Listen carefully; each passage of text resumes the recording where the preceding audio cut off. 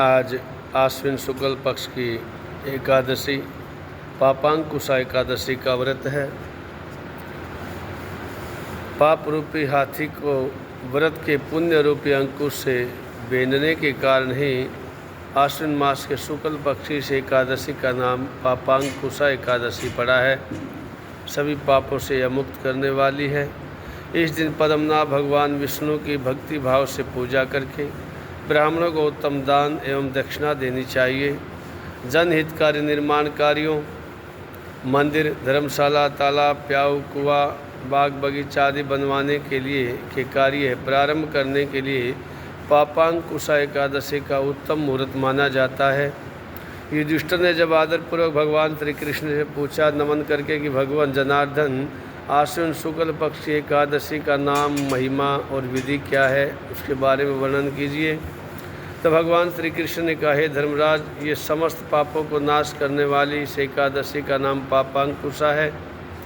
इस दिन मनुष्य को विधिपूर्वक भगवान पद्मनाभ की पूजा करनी चाहिए। यह एकादशी मनुष्यों को मनवांछित फल दे करके स्वर्ग प्रदान करने वाली है। मनुष्यों को बहुत दिनों तक कठोर तप करने से जो फल मिलता है, वही फल भगवान गरुड़ध्वज की को नमस्कार करने से प्राप्त हो जाता है। जो मनुष्य अज्ञानतावश अनेक पाप कर्म कर चुके हैं परंतु नित्य हरि को नमस्कार करते हैं, वे नरकों में नहीं जाते हैं। भगवान के नाम के कीर्तन मात्र से संसार के सब तीर्थों के पुण्य का फल प्राप्त हो जाता है।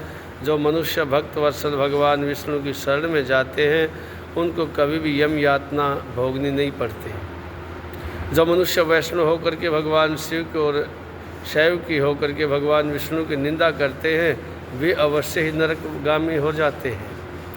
अर्थात भगवान शिव की भी निंदा या किसी भी भगवान की निंदा नहीं करनी चाहिए। हजारों वाजपेयी और अश्वमेध यज्ञ के से जो पुण्य प्राप्त होता, वह पुण्य इस एकादशी के व्रत के 16वें भाग के बराबर भी नहीं बताया। संसार में एकादशी व्रत के बराबर कोई पुण्य नहीं, क्योंकि एकादशी का व्रत ही सभी व्रतों में सर्वश्रेष्ठ व्रत कहा गया है। परंतु इस पापांकुशा एकादशी के समान पवित्र तो तीनों ही लोकों में कुछ भी नहीं है। ऐसी इसकी महिमा है। जब तक मनुष्य भगवान की एकादशी का व्रत नहीं करते हैं, तब तक ही उनकी देह में पाप वास करते हैं। यह एकादशी स्वर्ग, मोक्ष और आरोग्यता, सुंदर पत्नी का मिलना, अन्न और धन को देने वाली है। इस एकादशी व्रत के बराबर गंगा, गया, काशी, कुरुक्षेत्र, पुष्कर भी पुण्यवान नहीं माने जाते।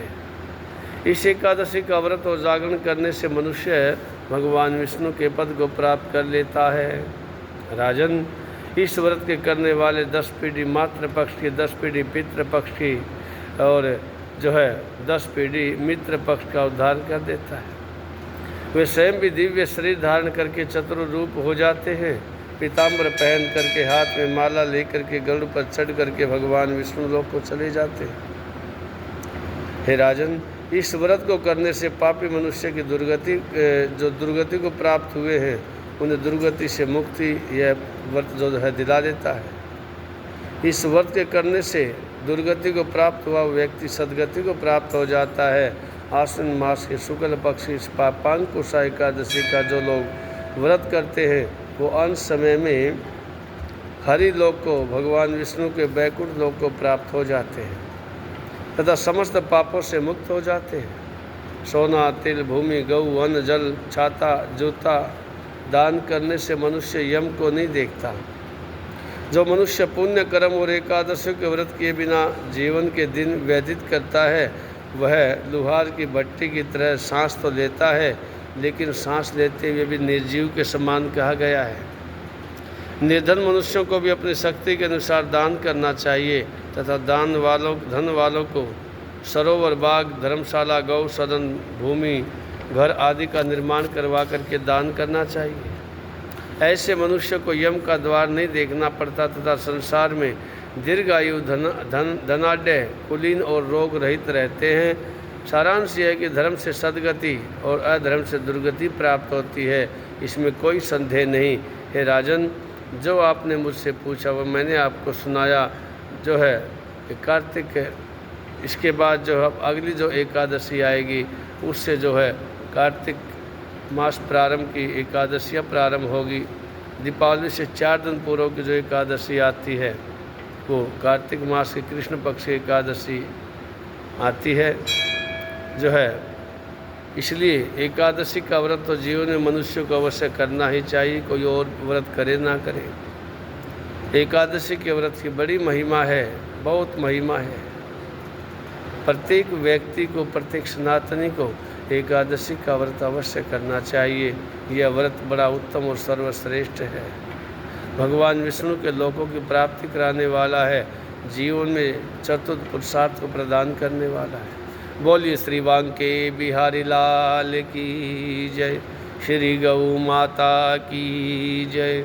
अच्युतम केशवम राम नारायणम कृष्ण दामोदरम वासुदेवम हरि श्रीधरम माधवम गोपिका वल्लभम जानकी नायकम श्री रामचंद्रम भजे।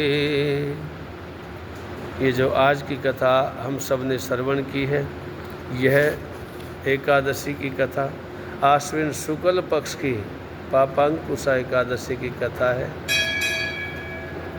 जय श्री कृष्णा, जय श्री राधे, जय गौ माता।